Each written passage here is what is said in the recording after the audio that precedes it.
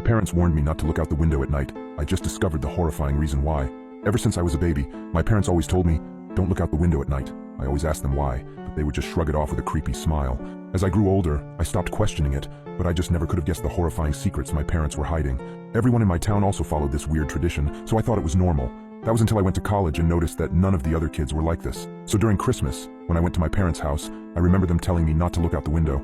I gave them a smile and a small chuckle before telling them I wouldn't. However, curiosity struck me the moment they left the room. As I lay in the dark, I came to a decision. I was going to look out of the window. Just as my hand came to the sheer white curtain of the guest room, I paused. My mind flashed to that one time when I was 12. My parents were talking in the kitchen.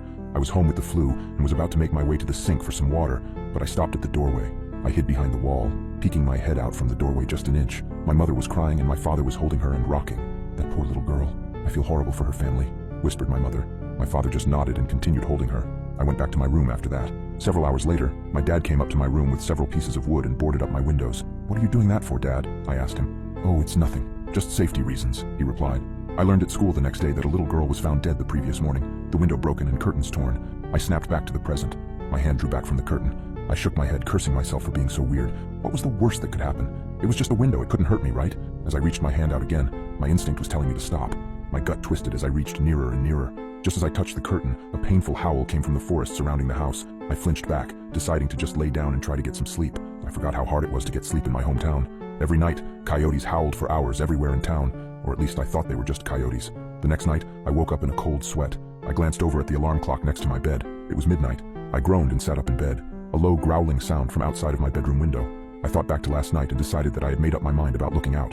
I thrusted my arm towards the curtain and pulled back hard, almost ripping it away from the rod. I flattened myself against the wall next to the bed for a moment before I put one eye in front of the window. I immediately regretted my decision as I heard claws clacking up the house. I flung myself out of bed, tumbling on the floor. I stood up and got back up on the bed. I stuck my face closer to the window as the clacking got closer and closer. It suddenly stopped for a second before the most terrifying creature popped up from outside, emitting a horrible shriek as it did so. I can never forget its face, the way the hollow eyes oozed some kind of black substance, like